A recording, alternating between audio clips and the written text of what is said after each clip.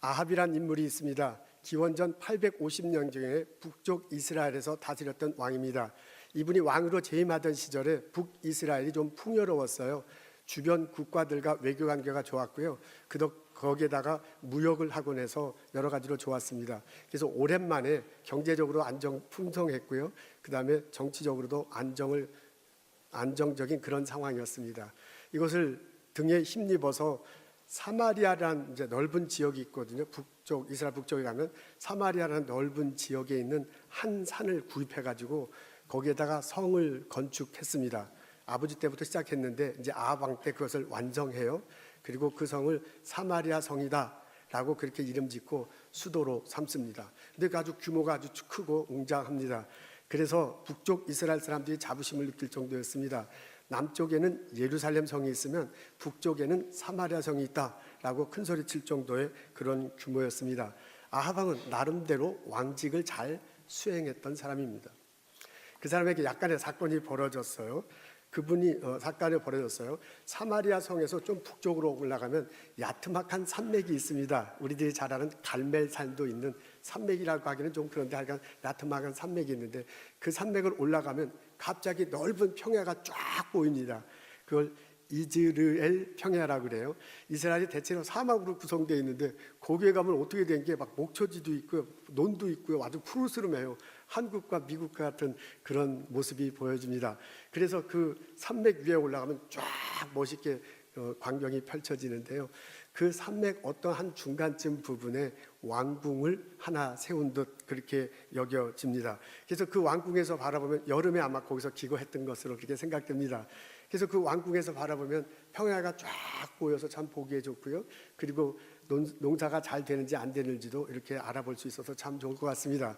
근데 그 왕궁에서 바라볼 때 뭔가 좀 눈에 하나 거슬리는 게 있는데 뭐냐면 왕궁 바로 옆에 포도밭이 있는 거예요. 그래서 그것만 없으면, 그것이 만약 정원이라면 약간 높은 곳에 있어서 여기 정원도 있고 그 다음에 이즈라엘 평안이 쫙 보이면 너무너무 보기에 좋을 것 같아요.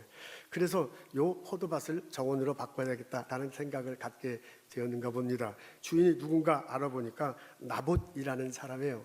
그 사람을 불러서 제안을 합니다. 이걸 팔아라. 내가 돈 주고 사겠다. 혹은 너가 원하면 다른 지역의 포도밭을 할 수 있도록 이렇게 바꾸치기 하자라고 그렇게 제안을 합니다.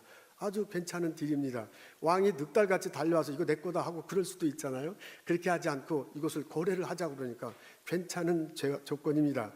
그런데 그래서 그 하면 예스 하면 될 것 같은데 나봇이 무슨 생각이 드는지 노라고 그렇게 대답합니다. 그러면서 뭐라면 조상의 유산이기 때문에 우리는 그렇게 하지 못하겠다라고 그렇게 말을 하는 것을 볼 수 있습니다.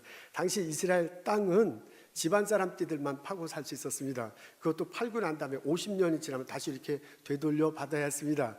하나님께서 규정하신 명령이고 또한 그렇게 해왔습니다. 그래서 나봇이 땅을 팔기 싫어서 못 팔겠다는 얘기가 아니고 그런 규정 때문에, 하나님의 명령 때문에 못 판다라고 그렇게 말을 했습니다. 근데 아합 왕이 그 소리는 별로 이렇게 귀담아 듣지 않아요. 그리고 열받았어요. 그래서 왕궁으로 돌아가고요, 밥도 안 먹고요, 침대에 누워서 아마 벽 쪽으로 이렇게 둘러놓어 있었던 것 같습니다. 아내가 그 소식을 들어요. 찾아와서 도대체 어떻게 된 거냐 물어보고요, 자초지종을 듣고 난 다음에 왕비가 더 열을 받습니다. 당신은 지금 임금님이 아니십니까? 일어서서 음식을 드시고 마음을 좋게 하시옵소서. 내가 이스라엘 사람 나봇 포도원을 임금님의 것으로 만들어 드리겠습니다. 이게 말이 거창해서 그렇지 우리 애들 달래는 거하고 똑같잖아요. 그냥 밥 먹어 마음 편해서 내가 해줄게 이거하고 좀 똑같아요. 아주 훌륭한 아내입니다. 침실을 나온 아내 이세벨이요, 당장 실행에 옮기잖아요. 아합의 이름으로 편지를 쓰고요, 옥새를 꽝 임봉을 하고요, 그 편지를 나봇이 살고 있는 동네 장로들과 귀족들에게 보냅니다. 금식을 선포하고 나봇을 백성들 가운데 높이 앉게 하시오. 그리고 건달 2사람을 선정해가지고 그 사람을 거짓 증거하게 하십시오. 나봇이 하나님과 임금님을 저주했다고 증언하게 한 다음에 그를 끌어다가 돌로 쳐 주십시오. 이게 누구 명령이에요? 딱 이렇게 막 도장까지 찍혔는데 안 할 수가 없어요. 그렇게 해서 실제로 그렇게 해버렸습니다. 나봇이 모함을 받고 돌로 맞아서 죽게 됩니다. 나봇이 돌 맞아 죽었다는 소식을 듣자요, 이세벨이 늑달같이 침실로 달려갔습니다. 가봤더니 여전히 침대에 누워서 그냥 밥도 안 먹고 있어요. 그 남편에게 얘기하잖아요. 일어나십시오. 돈을 주어도 당신에게 넘기지 않겠다고 하던 이스라엘 사람 나봇의 포도원을 차지하십시오. 나봇은 살아있지 않습니다. 죽었습니다. 그랬더니요, 아합 왕이 벌떡 일어나요. 그리고 손살같이 그 포도밭으로 내려가요. 여러분, 보통 사람이라면 일어나서 도대체 어떻게 된 일이냐, 나봇이 갑자기 왜 죽었느냐, 너 내 옥새 갖고 무슨 얘기 있었느냐, 이게 하나님 뜻이냐, 뭔가를 물어봐야 될까요? 상식선에 있는 사람이라면 분명히 이렇게 물어봐야 됩니다. 전혀 물어보지 않습니다. 벌떡 일어나서 포도밭으로 가요. 그 말은 뭐냐면 아합 왕도 다 예상하고 있어서 무슨 일이 벌어질지. 생각해보면 아내보다 더 나쁜 사람이 남편입니다. 손살같이 포도밭을 내려가는데요, 예언자 엘리야가 나타나잖아요. 하나님 말씀을 전해 듣습니다. 왕이시여, 주님 보시기에 악한 일을 했습니다. 주님 보시기에, 당신 생각에는 어떤지 모르지만 주님 보시기에 악한 일을 했습니다. 이로 인해 아합 가문에 속한 남자는 종이든지 자유인이든 씨도 남기지 않고 없어질 것입니다. 성 안에서 죽으면 개들이 찍어 먹을 것이고요, 성 바깥에서 죽으면 성 안에서 죽으면 개들이 먹을 것이고요, 성 바깥에서 죽으면 새들이 쪼아 먹을 것입니다 라고 그렇게 얘기해요. 이게 가문이 몰락할 것이다 라고 예언하는 것을 볼 수 있습니다. 그 소식을 두고 깜짝 놀라요. 그리고 아합이 광국으로 다시 돌아와요. 그리고 베옷을 입었대요. 금식을 선포했다고 합니다. 그런데 하나님 징벌에서는 벗어날 수가 없었습니다. 그때 당시에는 괜찮았지만 아들 때에 그 재앙이 이른 것을 알 수 있습니다. 오늘의 본문을 읽으면 신약성경의 한 가르침이 떠오릅니다. 야고보 기자의 가르침입니다. 욕심이 잉태한즉 죄를 낳고 죄가 장성한즉 사망을 낳느니라. 포도밭 하나 어떻게 해보려고 하다가 가문이 몰락하는 일이 벌어진 것을 볼 수 있습니다. 아합 왕한테 한 소리가 바로 이 소리인 것을 알 수 있습니다. 인생을 활기 있게 살기 위해서는, 인생에 어느 정도 열매를 맺기 위해서는 욕심이 필요합니다. 욕심이 있어야 목표도 세우고요, 욕심이 있어야 좀 열심히 살고요, 열심히 살다 보면 좀 그래도 열매가 있는 것을 알 수 있습니다. 공부에 대한 욕심이 있어야 공부 열심히 합니다. 내가 이 연구 결과를 통해서 세상을 뒤집어 놓겠다, 욕심이 있어야 연구 열심히 하게 됩니다. 돈 좀 많이 벌어보겠다, 욕심이 있어야 돈 열심히 벌려 밤낮 새벽부터 밤까지 일합니다. 내가 인정받고 진급하고 싶다는 욕심이 있어야 열심히 일하고요, 그래서 인정받고 진급받게 마련하게 됩니다. 적당한 욕심은 인생을 풍요롭게 합니다. 근데 문제는 그것이 지나칠 때입니다. 공부하는 것도요, 연구하는 것도요, 돈 버는 것도요, 회사에서 일하는 것도요, 어느 정도 선까지 하면 되는데 그 선을 넘어서니까 문제가 돼요. 그래서 건강을 해치게 되고요, 인간관계를 실패할 수 있게 되고요, 남들에게 피해를 줄 수도 있습니다.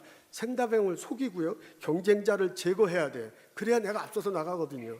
서슴지 않게 우리들은 그렇게 하면서 인생을 살아갈 수 있습니다. 그래서 옛말에 초욕 초화라고 그렇게 얘기했습니다. 초화, 초욕, 초화, 지나친 욕심이 재앙을 부른다. 아합 왕이 꼭 그 케이스인 것을 알 수 있습니다. 조금 더 자기 궁으로 좋게 보이려고 해. 그러다가 가문이 멸망하는 이런 사건이 벌어진 것을 알 수 있습니다. 한 사람의 지나친 욕심이 가문을 멸망에 이르게 합니다. 여러분 어떻습니까? 혹시 내가 이런 삶을 살고 있지는 않습니까? 아합 왕의 이야기를 읽다 보면 또 다른 사람이 떠오릅니다. 아브라함이 바로 그 사람입니다. 똑같이 아시가 아니죠. 하나는 아합 왕이고 또 한 사람은 아브라함입니다. 근데 아합 왕의 한 삶의 패턴과요, 아브라함이 보인 삶의 패턴은 전혀 다른 것을 알 수 있습니다. 아브라함 가족이 이스라엘에서 살다가요, 가뭄 때문에 남쪽 야곱으로 간 적이 있습니다. 그리고 해갈이 되자 다시 이스라엘로 돌아와요. 그리고 간 곳이 베델이라는 지역입니다. 예루살렘 성에서 19km 북쪽으로 가면 아주 금방 있더라고요. 베델이라는 산악지대가 있는데 그곳에서 거주하게 됩니다. 그곳에 갔더니요, 이미 가나안 두 부족도 있기는 있었어요. 그래서 거기에 같이 가게 됐는데, 거기서 몇절 거기서 지나다 보니까 문제가 생겼어요. 아브라함과 롯이 큰 패밀리가 됐는데 가족들은 많고 가축들이 많은데 그 산악지대에서 같이 지내기가 너무너무 불편한 거예요. 가장 큰 게 물 때문에 아브라함의 목동들하고 롯의 목동들이 가끔 다퉈요. 자기네에게 양들에게 더 물을 먹여야 되고 목초지에 가게 해야 돼 좋잖아요. 그러다 보니까 이것이 네 거니 내 거니 그러면서 티격태격 싸우는 일이 벌어집니다. 그래서 아브라함이 이래선 안 되겠다 해가지고 저 롯에게 제안을 하잖아요. 너와 나 사이에 그리고 너의 목자들과 나의 목자들 사이에 어떤 다툼이 일어서면 안 된다. 우리는 한 핏줄이 아니냐. 그러니 내가 보이는 땅에 앞에 땅이 얼마든지 있든지 따로 떨어져 살자. 내가 왼쪽으로 가면 나 오른쪽으로 가고, 네가 오른쪽으로 가면 내가 왼쪽으로 간다라고 제안을 합니다. 괜찮은 제안이에요. 롯의 입장에 볼 땐 손해 볼 것이 하나도 없어요. 그래서 쫙 둘러보니까 요단강 있는 계곡이 너무너무 좋아. 지금은 완전 사막이더라고요. 근데 어쨌든 뭐 저도 이제 가서 그 교수님의 이야기하자면 몇백 년 전에 거기다 이제 다 이렇게 아주 좋은 물도 많고 아주 풍성한 지역이었다고 그래요. 근데 이제 지금은 그렇지만 그때는 이제 그랬는가 봐요. 그리고 남쪽 지에 가면 소돔과 고모라 성인데 거기 사람도 살고 아주 너무너무 좋은 거야. 그래서 롯이 볼 때 이쪽에 내가 가겠습니다 하고 그쪽으로 가겠다고 제안합니다. 그러니까 말합니다. 그러니까 아브라함이 그렇게 가도록 허락해요. 나머지 땅은 나 베델에서 볼 때 가나안 산지야. 거긴 돌과 황무지와 사막밖에 없어. 그곳에 아브라함이 할 수 없이 자기가 그렇게 제안을 했으니까 거기에 있게 됩니다. 롯 가족과 가축들이 다 떠났습니다. 그러고 난 다음에 하나님이 아브라함을 축복하시잖아요. 아브라함을 보고서 너 동서남북을 바라보라. 아브라함이 선택할 수밖에 없는 그쪽만 바라보는 게 아니라 동서남북을 다 바라보래요. 그래서 이것이 너의 땅이 될 것이다 그러잖아요. 그리고 거기에 있는 먼지들을 보면서 너의 자손이 이렇게 많게 될 것이다 라고 축복하는 것을 볼 수 있습니다. 여러분, 이 아브라함의 이야기를 읽더라면 생각나는 신약의 가르침이 있습니다. 지족하는 마음이 있으면, 성경에는 지족이라고 써 있지만 자족과 같은 마음이잖아요. 그렇잖아요. 그렇게 풀어서 하면 자족하는 마음이 있으면 경건에 큰 이익이 된다. 우리가 세상에 아무것도 가지고 온 것이 없으면 또한 아무것도 가지고 가지 못하리니 우리가 먹을 것과 입을 것이 있은 줄 족한 줄 알 것이다. 디모데전서 6장 6절에 써 있어요. 이런 말씀이 떠오릅니다. 가족 간의 다툼이 이렇게 조그맣는데 그 다툼을 피하기 위해서 아브라함이 롯의 가정에게 양보했습니다. 근데 그 양보한 태도 마음속에는 뭐냐면 배려가 있는 거예요. 아브라함 마음속에 배려하는 마음이 있기 때문에 롯에게 양보를 했고 그 양보한 덕분에 가족 간의 다툼이 일어나지 않은 것을 볼 수 있습니다. 여러분, 인생을 활기차게 살기 위해서는 어느 정도 갖고 있는 것이 좋습니다. 공부도 잘하는 게 좋지 못하는 게 뭐가 좋아요? 돈도 많은 게 좋지 없는 게 뭐가 좋아요? 어느 정도 갖추는 것이 훨씬 좋습니다. 실력도요. 내가 일하는 어떤 분야에 있어서 내가 실력 있는 게 좋지 실력 없는 게 뭐가 좋아요? 실력 있는 게 좋습니다. 여러분, 남들로부터 인정받는 게 좋지 인정 안 받는 게 좋은 사람이 이 중에 어디가 있어요? 다 우리는 어느 정도 갖추고 있으면요, 어느 정도 가지고 있으면 누리고 있는 게 훨씬 좋습니다. 그래야 남들한테 꿀리지도 않고 솔직히 그렇습니다. 우리 인간들 우리 모두에게 그런 마음이 있습니다. 근데 어느 정도냐가 진짜 문제예요. 사람들 간에 따라서 그 어느 정도가 다른 거야. 남들이 볼 때 저 사람 가질 만큼 가져. 남들이 볼 때 저 사람 누릴 만큼 누리고 있고요. 남들이 볼 때 저 사람은 정말 될 만큼 된 사람이야. 근데 본인은 전혀 그렇게 생각하지 않아. 본인은 남들만큼 못 가졌어요. 본인은 남들만큼 누리지 못해요. 자기가 이거보다 훨씬 더 많은 것을 될 수 있는데 그렇게 되지 못한 것 때문에 너무너무 괴로워. 다른 사람은 나를 당연히 행복하게 생각할 때는 나는 절대로 행복하지 못한 게 우리들의 인생일 수도 있습니다. 그래서 대부분의 사람들, 저를 포함한 대부분의 사람들은요, 어느 정도 선에 만족할 수 있다는 가르침을 듣기는 듣지만 그게 마음에 와닿아서 그 어느 정도가 무엇인가에 따라서 행복하기보다는 불행한 삶이 더 많을 수도 있다 그럽니다. 그럼에도 불구하고 소수의 사람들은 어느 정도 선에서 만족하면서 인생을 살아갑니다. 아브라함이 꼭 그런 사람이었습니다. 자기가 가지고 있는 것에 대해서, 자기가 가질 것에 대해서 성경에는 지족이라고 했죠. 자족하는 마음을 가진 사람이 바로 아브라함입니다. 그 사람은 만족감이 있었습니다. 그래서요, 롯에게 만족감이 있었기 때문에 자족해서 만족감이 있기 때문에 롯을 배려하는 마음이 생긴 거고요. 그래서 롯에게 양보하는 태도를 취할 수 있었습니다. 그래서 다툼을 피할 수 있었습니다. 하나님이 그것을 놓고 축복하신 것을 볼 수 있습니다. 한 사람의 만족감이 집안을 일으키는, 주반을 번영시게 하는 축복의 도화선이 된 것을 알 수 있습니다. 여러분 어떻습니까? 구약 성경을 읽어보면 아브라함과 이 아합 왕과 아브라함의 삶의 태도를 읽을 수 있습니다. 우리가 그것을 읽어보면 두 가지 이미지가 우리 앞에 떠오릅니다. 욕심내는 아합 왕이고요, 배려하는 아브라함입니다. 여러분, 내가 내 인생을 뒤돌아볼 때 나의 삶의 인생의 태도는 욕심내는 아합 왕의 이미지에 가깝습니까? 배려하는 아브라함의 이미지에 같겠습니까? 욕심과 배려는 사소해 보입니다. 여러분, 아합 왕의 인생은 쭉 몇 년 동안 살았는지 하여간 오래 살았었단 말이에요. 그 오래 산 인생에 욕심내는 요 순간은 짧은 순간이에요. 그렇잖아요.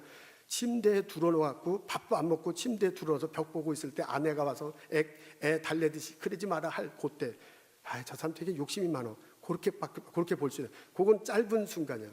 근데 그 짧은 순간에 밑바탕에 칼려있는 이 사람의 신앙관, 그 짧은 순간으로 인해서 앞으로 펼쳐질 모습을 볼 때 이건 결코 짧은 게 아니다, 사소한 게 아니다, 그런 얘기입니다. 여러분, 어떻게 보면 아브라함이 산 오랫동안의 인생, 100세까지 막 인생이 있어요. 그 긴 인생에 있어서요, 롯에게 양보한 그것은 정말 짧은 거야. 저 사람이 배려심이 있어서 양보했구나. 그게 짧게 보이지만은 그 양보하는 것 밑바탕에 있는 이 사람의 신앙관이 있고요, 그런 것이 깔려가지고 앞으로 펼쳐질 인생관을 볼 때 이 짧은 것 같지만 이게 절대로 사소한 것이 아니다, 이겁니다. 짧은 것 같지만, 사소한 것 같지만 이 속에는 놀랍게도 그 사람의 신앙관을 밑바탕에 깔려 있고요, 이 사소한 것들에서 앞으로 인생이 어떻게 펼쳐진가를 볼 수 있다, 그런 얘기입니다. 여러분, 이것은 마치 우리가 의사 선생님에 갔을 때 진단받는 거하고 똑같아. 우리가 아프면 아프거나 하고는 1년에 한 번씩 패밀리 닥터를 만나잖아요. 그러면 그때 꼭 하는 게 피 뽑는 거예요. 피를 뽑아서 그걸 랩에 가서 조사를 하잖아요. 그리고 나는 전혀 모르지만 그분은 이렇게 숫자를 보고 나의 건강을 진단합니다. 지금 어떻다. 그 말은 뭐냐면 그동안 피지컬리 당신이 어떻게 살아왔다는 걸 얘기해 주는 거야. 그죠? 그리고 그것을 보고 앞으로 이렇게 될 것이다, 그러니까 이렇게 되지 않게 이렇게 해야 된다라고 의사 선생님이 얘기해요. 여러분, 그 피는 내 몸에 있는 피의 아주 일부분이에요. 내 몸에 피가 얼만큼 있는지 모르지만 많은 피가 있잖아요. 그리고 그 피가 돌아서 내가 살아있는 생명체잖아요. 그것의 일부분을 뽑아. 근데 그 일부분을 가지고 당신의 밑바탕에 있는 것이 이거군요. 그리고 이것을 통해서 당신이 앞으로 어떻게 될 것인가를 얘기하는 거야. 그것과 똑같아요. 여러분, 아합 왕이 보면 그 침대에서 누워있는, 에이, 사람이 그때 욕심입니다, 요거 하나가 있는 것 같지만은 그 밑바탕 그대의 신앙관이 있고요, 그리고 그것을 보고 앞날을 볼 수 있다, 그런 얘기입니다. 여러분, 아합은 욕심 때문에 모함을 하고 사람을 죽이고 빼앗았습니다. 그 결과 집안이 망하고 흔들립니다. 여러분, 이 욕심 밑바탕에는 헛된 신에 대한 신앙관이 있습니다. 갈멜산 전에는 바알을 섬겼어요. 그 다음에 갈멜산 사건 이후에는 요 나중에 엘리야가 혼내는 거 보니까 얼른 다시 돌아가면서는 하나님에 대한 경외심은 있는 것 같아요. 그러나 하나님 때문에 만족한 삶을 살지는 못했습니다. 이 사람은요, 헛된 신 때문에, 헛된 신에 대한, 그것이 바알 신이든 나중에 여호와 하나님께 돌아왔든지 하나님으로 인해서 내 삶이 만족하지 못해요. 그래서 만족하지 못하니까 사람으로서 그것을 취하려고 해요. 그걸 취하다 보니까 욕심이 나오거든요. 아브라함은 그렇지 않았습니다. 여러분, 겉으로 드러나는 것은 피 샘플 뽑은 것처럼 딱 하나, 이것은 배려야. 근데 배려하는 밑바탕에는 신앙이 깔려 있어요. 하나님께서 아브라함을 갈대아우르 해서 하란에서 부르잖아요. 가나안 땅으로 들어가면서 젖과 꿀이 가나안 땅에서 거기서 축복을 약속하시잖아요. 그것에 대한 믿음이 아브라함에게는 분명히 있었습니다. 내게 지금 이렇게 펼쳐지는 거지만 하나님께서 인도하신다, 하나님께서 축복하신다는 그 고백이 분명히 있었어요. 그래서 지금 환경적으로는 별 볼 일 없는 것 같지만 그 밑바탕엔 하나님에 대한 신앙 때문에 만족함이 있었어요. 지금의 것이 아니라 하나님께서 은혜로 주어주신다, 축복하신다, 하나님과의 관계 속에서는 만족함이 있었습니다.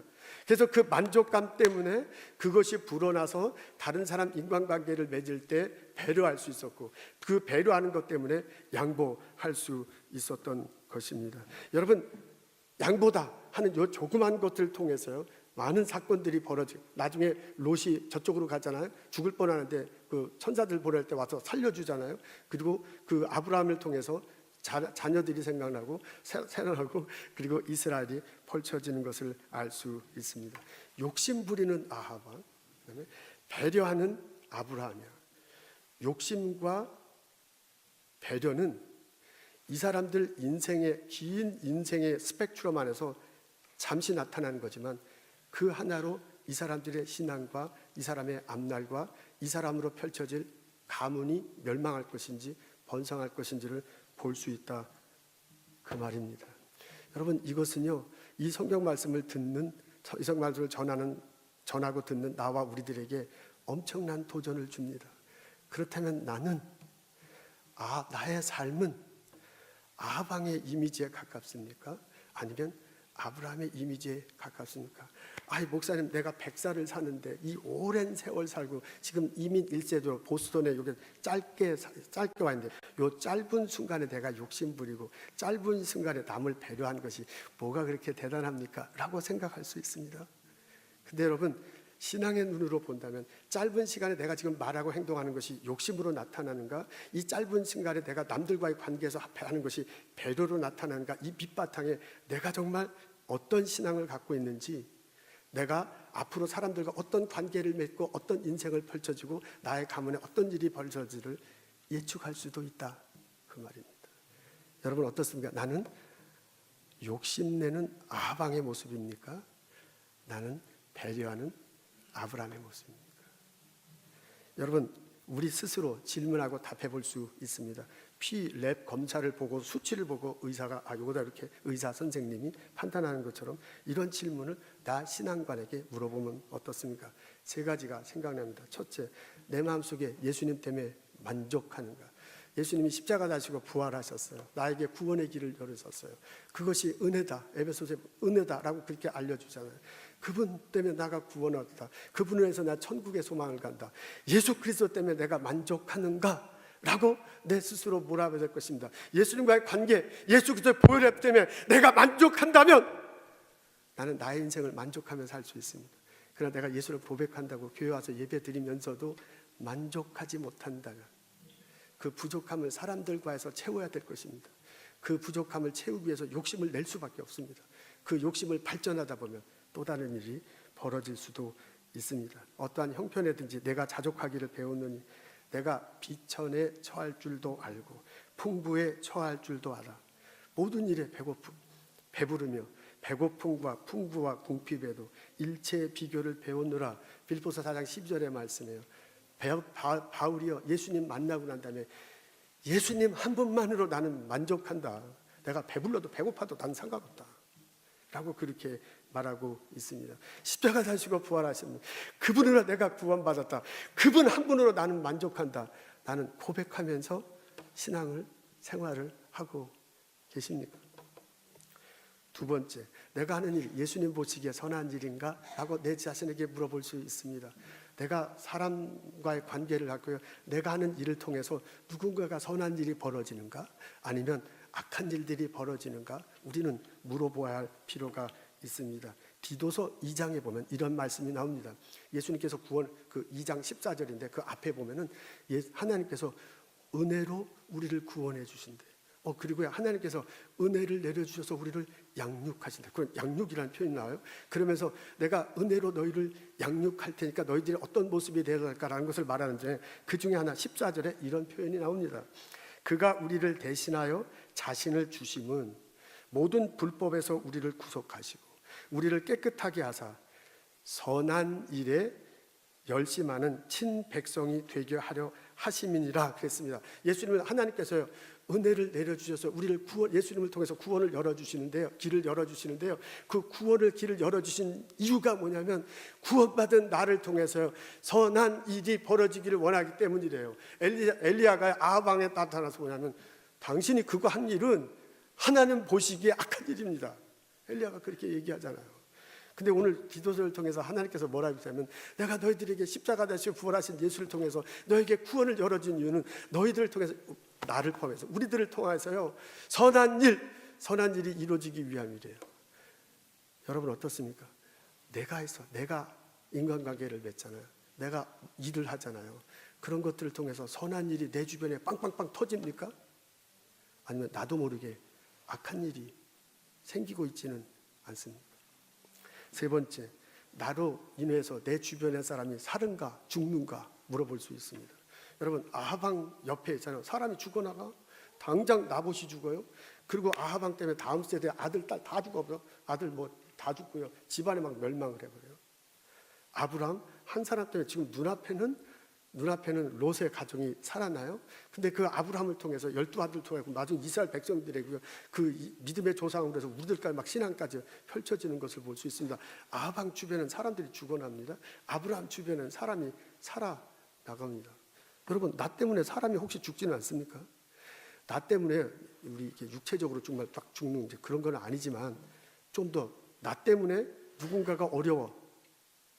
나하고 같이 일한 사람은 다 어려워해, 힘들어해.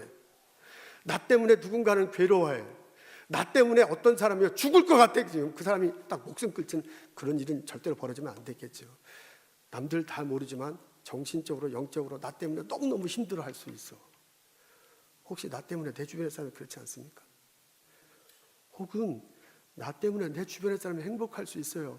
나하고 있는 게 너무너무 좋대요. 나하고 얘기하면 그냥 마음이 풀린대요. 나 때문에요. 내가 도와주고요. 내가 격려하고요. 내가 양육시켜서 그 사람이 나보다 더 잘 될 수 있어.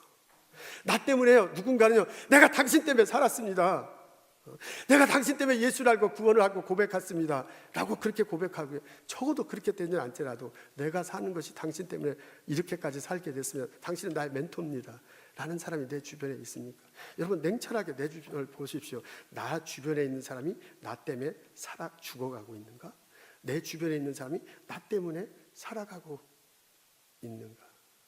여러분 오늘 성경 말씀을 통해서요, 우리는 두 가지 중에 한 가지의 삶을 선택하며 살아야 될 것입니다. 욕심내는 아방 같은 이미지입니까? 아니면 배려하는 아브라함의 왕 같은 이미지입니까? 내 마음속에 십자가 달시고 부활하신 예수님, 그분 한으로 만족합니까? 내가 하는 일이 예수님 보시기에 선한 일입니까? 나로 인해서 주변의 사람들이 살아나고 있습니까?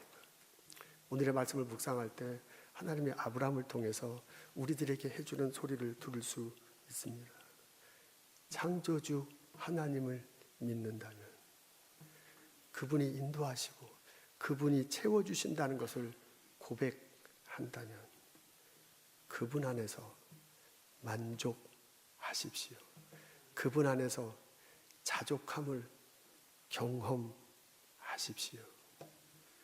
오직 예수님 통해서 십자가 다시고 부활하신 예수님만으로 해서 내가 만족하게 될 때 내 마음속에 배려가 싹트게 될 것이고, 내가 누군가가 나의 이웃들에게 양보하게 될 것이고, 그런 인간관계를 통해서 하나님이 내 삶에, 내 가족에, 나의 공동체에 축복하십니다.